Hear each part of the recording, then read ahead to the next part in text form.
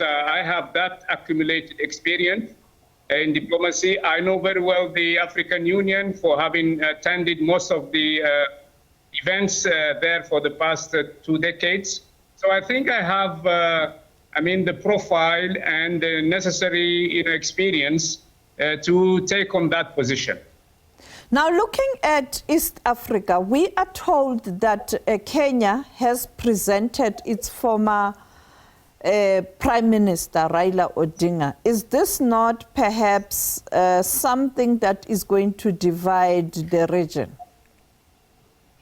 I think the more we have candidates, and the best it will be for the continent, because you have, several choices to make, and I think competence and merit has to be, the core principle of that choice when the voting day will come. And I'm not concerned about the number of candidates that are running for the position. I think that it's good that African, leaders and African, experts can decide on what profile will be, the best for the position, and that's not a big deal. Now, looking at the Commission, there has been lots of challenges in terms of the functioning of the Commission and all the challenges we see on the continent. Many people saying that it has failed to address the challenges facing the continent. How do you hope to deal with all these challenges, particularly when you look at the conflict on the continent?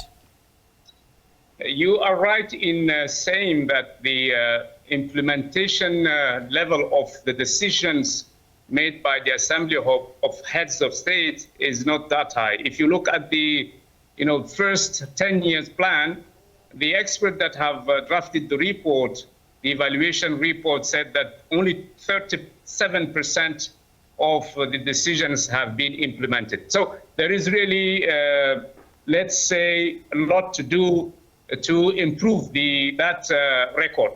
That's number one. Secondly, I think that we are at the African Union having to face a number of strongholds, bottlenecks, and those bottlenecks are, one of them is indeed the mobilization of resources. I think if we can rely only on member states, financing and funds, that will be better instead of, reaching out to Western countries to finance 50% of our programs. The other bottleneck is the fact that some of our countries are still stuck with the sovereignty issues. And if you want to speak in one voice on the international arena and have, those common positions, unified African common positions, we need to reach better compromises when it comes to the sovereignty spaces. As far as peace and security are concerned, I think the mechanisms that we have need to do better work. I'm sure that the Peace and Security Council is trying its level best, but the implementation of the decision made at that level, that implementation is really to some extent a failure.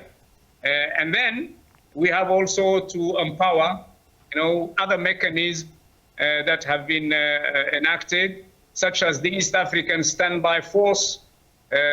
We need to,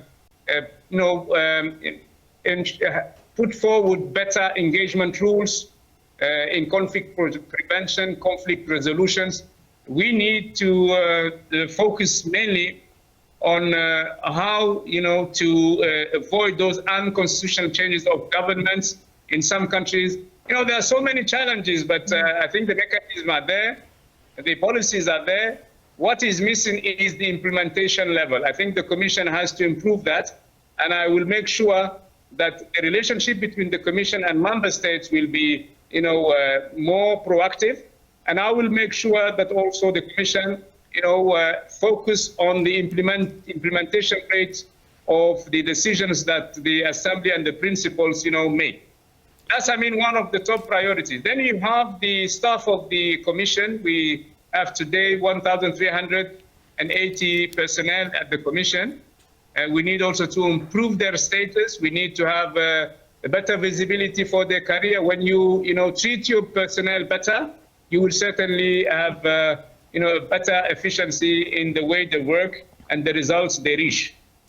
And finally, when we look at what you have to deal with, should you be appointed next year, there's a burning issue of the permanent seats for Africa on the UN Security Council. We saw America saying that they support that, even though they don't agree that those seats, those who will occupy the 2 seats, will have veto powers. How are you going to handle this? Because Africa must be united, and I think this is something that's likely going to divide the continent. I think we need to stick to the Zilweno consensus. Those 2 permanent seats with the veto rights are a must. And I think that it is justice that is rendered to the African nations.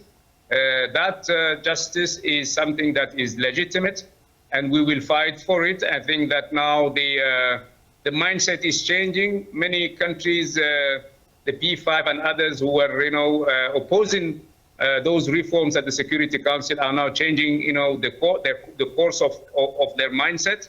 And we will build on that, and we hope that we will get those 2 seats with veto power. And the veto power, 2 permanent seats, is the consensus that the African nations have reached, and we will certainly work for it.